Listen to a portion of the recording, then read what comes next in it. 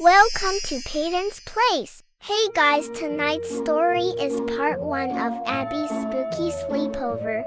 Abby and her friends think it's just a regular sleepover, but something strange is about to happen. Let's find out.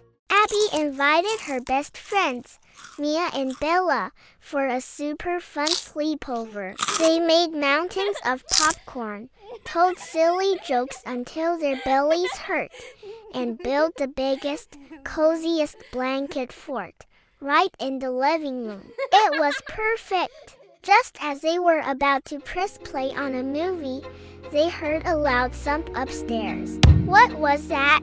Mia whispered. Her eyes were so wide. "Probably nothing," Abby said, trying to sound brave. But then came another sound, a slow creak, creak.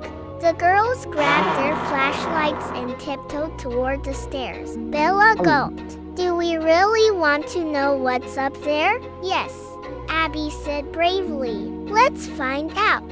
"Whoa, something's upstairs. What do you think it is?" If you want to see what happens next at Abby's spooky sleepover, make sure you hit subscribe so you don't miss part 2.